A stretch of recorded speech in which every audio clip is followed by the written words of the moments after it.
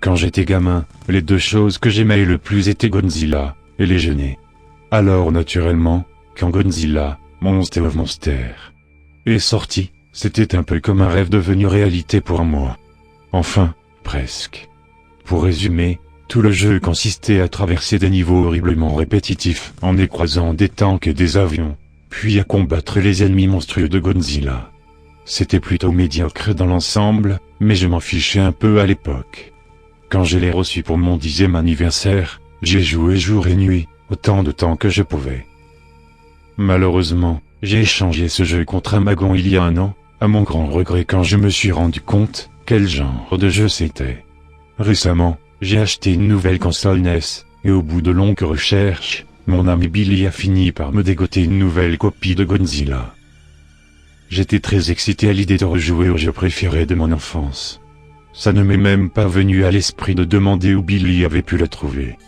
Par la même occasion, il m'avait aussi fait passer Legend of Zelda, Bomberman et une daube du nom de Action 52, mais Godzilla comptait pour moi plus que tous les autres, et de loin. Donc, j'ai lancé le jeu, et la nostalgie a commencé à m'inonder comme un raz-de-marée. La musique 8 bits est sortie des haut-parleurs, et aussitôt je me suis mis à sourire bêtement. Certaines personnes se foutent de moi quand elles apprennent que je joue à des jeux aussi vieux, mais je n'ai jamais pris autant de plaisir qu'avec les jeunesses. Les jeux 8 bits me ramènent à l'époque où tout était bien plus simple, bien plus sûr. Mais après ce qui s'est passé avec ce jeu, ce sentiment m'a complètement quitté. J'avais oublié à quel point ça devenait vite ennuyeux de battre les ennemis dans les niveaux normaux. Le jeu vous balance des projectiles depuis toutes les directions, et votre personnage est trop grand pour ne pas se prendre la plupart d'entre eux.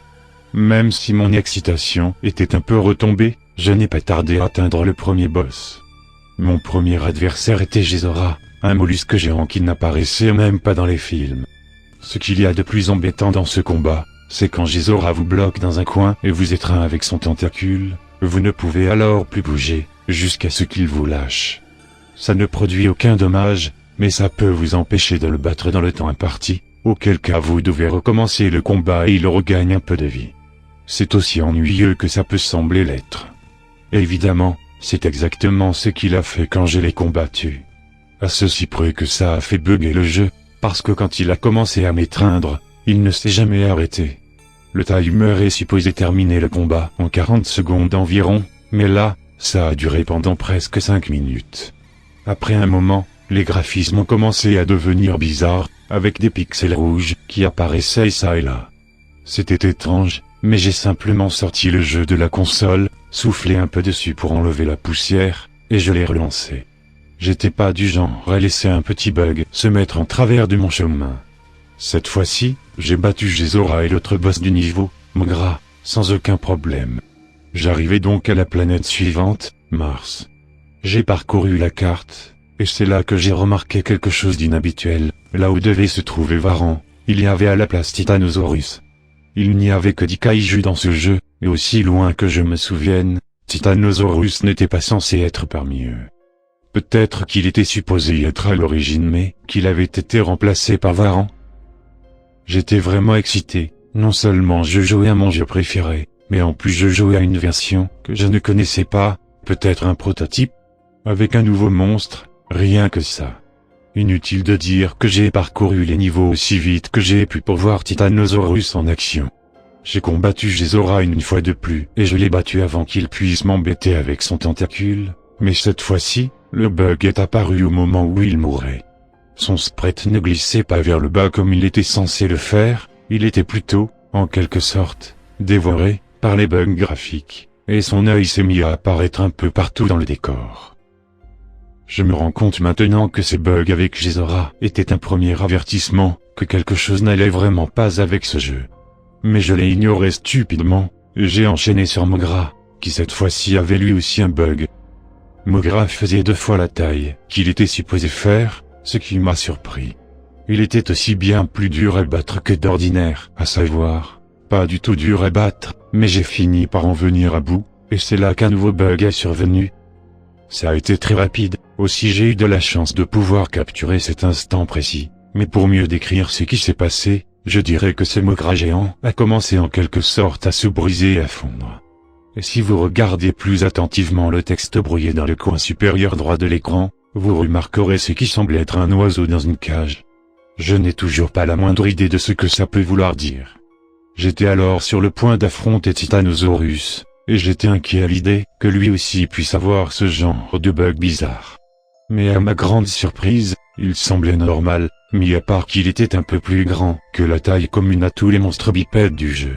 Mais vu que Titanosaurus était réellement plus grand que Godzilla dans les films, j'ai pas trouvé ça problématique.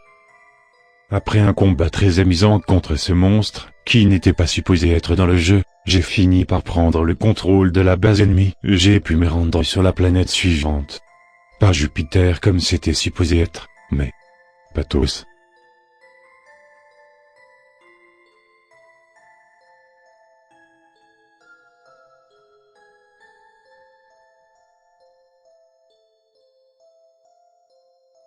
Pathos avait le même aspect général que Jupiter, si ce n'est que la carte était bleue sombre et non verte. La première chose que j'ai remarqué était que toutes les icônes des niveaux avaient été remplacées par un sprite de rocher bleu ou une espèce de nid d'abeille orange. Une seule d'entre elles avait partiellement la forme de l'icône des niveaux de jungle, mais je n'y ai pas vraiment fait attention. J'ai jeté un œil à l'autre bout du plateau pour voir quel monstre serait affronté à la fin. À la place de Hedorah, c'était Biollante. Mais c'était normalement impossible. Godzilla vs Biollante n'est sorti qu'en 1989, un an après la sortie du jeu. Peut-être que Toho avait inclus Biollante dans le jeu comme une sorte de promotion non officielle du personnage. J'essayais du mieux que je pouvais de m'expliquer toutes les bizarreries du jeu, mais j'avais de plus en plus l'impression que c'était futile. La musique qui se jouait sur la map de Pathos était la première musique nouvelle que j'entendais dans le jeu. Comme la plupart des musiques qu'on entend pour la première fois, c'était assez dur à décrire, mais je vais essayer. Le début était lent et plein de suspense, bien plus lent que n'importe quelle autre musique du jeu. Mais toutes les 12 secondes à peu près, il y avait cette espèce de claquement fort et le tempo changeait. C'était comme si le compositeur avait enchaîné aléatoirement des extraits de 5 musiques différentes, toutes jouées avec les mêmes instruments. J'ai déplacé Godzilla sur l'une des icônes de rocher bleu qui remplaçait les icônes de jungle, et j'ai commencé le niveau. Le décor était constitué d'une chaîne de montagnes bleues avec une planète rouge dans le ciel. Mais il y avait quelque chose de bizarre avec ces montagnes, elles ressemblaient comme à du papier déchiqueté. Dans un premier temps, j'ai pensé qu'un bug graphique les affectait elles aussi, mais à la réflexion, ça paraissait tout à fait intentionnel. Je me suis aussi rapidement rendu compte d'un truc. Il n'y avait pas un seul ennemi dans ce niveau. Pas même un obstacle. C'est aussi là que le compteur des points est devenu buggé au point d'être complètement illisible, mais ça ne m'a pas vraiment dérangé sur le moment. Je ne me soucie jamais des points dans les jeux. Donc, sans rien sur quoi porter mon attention, je me suis contenté de faire marcher Godzilla droit devant lui tout en écoutant la musique. Il y avait quelque chose de triste dans cette musique. J'aurais pu la trouver agréable si je l'avais entendu dans un jeu normal. Le niveau s'étendait sur 3 écrans, mais sans obstacle ni adversaire, je l'ai fini très vite. J'ai ensuite essayé d'autres niveaux du même type, mais aucun n'avait le moindre ennemi. Il n'y avait pas grand-chose à voir dans les montagnes bleues, alors j'ai essayé un autre type de niveau. J'ai lancé l'un des niveaux avec les icônes orange, et j'ai découvert un décor grotesque du orange gonflé. Le ciel était fait des mêmes textures que le sol, j'ai donc supposé que c'était censé se passer dans une grotte. Les seuls ennemis ici étaient des matangos, mais comme vous pouvez le voir, ces petites saletés étaient vraiment partout. La musique n'aidait pas à rendre ça plaisant, avec son mélange de crissements et de coups de tambour. Après être arrivé au bout, je me suis promis de ne pas retourner dans un de ces niveaux sauf si nécessaire. La carte était petite. Aussi il m'a fallu peu de temps pour atteindre la 3e manche des combats avec Gezora et Mogra. Mais cette fois-ci, leur apparence et leurs attaques étaient complètement différents. J'ai commencé par Mogra. Ce n'était plus lui, mais une machine volante qui ressemblait vaguement à un alien de Pascagoula. C'était un peu comme combattre Mothra, à ceci près qu'elle se déplaçait avec bien plus d'aisance. Elle attaquait en déployant son tentacule frontal comme un tire-bouchon, et elle pouvait toujours lancer des rayons. Sauf que cette fois-ci c'était avec sa foreuse. L'aberration que vous pouvez voir ci-dessous a remplacé Gezora, et l'appeler un challenge est un euphémisme. Elle bougeait et sautait à un rythme élevé, agitant ses bras en permanence, ce qui la rendait difficile à atteindre. Et comme Gézora, elle cherchait à me bloquer dans un coin avec plus d'insistance que jamais. Je l'ai battue par une combinaison de coups de queue et de jets de flammes. Après ça, je suis allé combattre Titanosaurus, mais au moment où j'ai commencé le combat, il n'était nulle part. Le jeu m'a alors simplement ramené à la carte, et l'icône du boss avait disparu. Le seul adversaire qui restait à battre était Biolante, aussi je me suis avidement jeté sur son niveau. J'ai été surpris de voir que Biolante commençait le combat sous sa forme de rose. Elle restait immobile, utilisant ses tentacules pour me maintenir à distance de son corps, qui prenait le plus de dommages. Comme je m'y attendais, elle a pris sa forme définitive après avoir pris assez de dommages. Le sprite était vraiment bien fait pour un jeu 8 bits. La technique pour la battre restait la même, à ceci près que cette fois-ci, elle pouvait bouger, encore que beaucoup moins vite que n'importe quel autre monstre.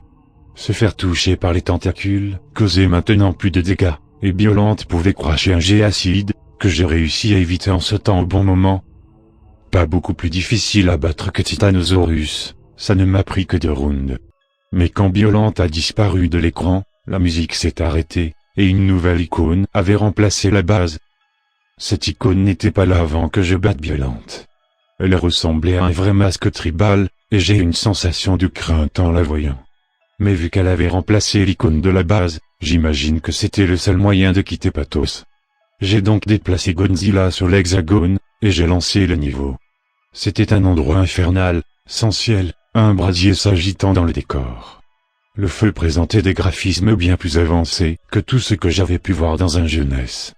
Il y avait de la musique, si je puis dire. C'était plus des coups réguliers semblables au battement d'un cœur. Tous les textes normalement présents en haut de l'écran, ainsi que la barre de vie, étaient absents. À leur place, il n'y avait qu'un mot, bien au centre, cours. Mon sentiment de crainte s'intensifiait. Je me déplaçais prudemment à travers le niveau, mais comme dans les montagnes bleues, il n'y avait aucun ennemi. J'ai fait les 100 pas pendant quelques instants, puis je me suis dit, courir? Où? Pourquoi? La première fois que ce truc m'a eu, je ne l'ai même pas vu. J'ai entendu un bruit hors de ma chambre, je me suis retourné pour voir, et quand j'ai remis les yeux sur l'écran, Godzilla était en train de mourir.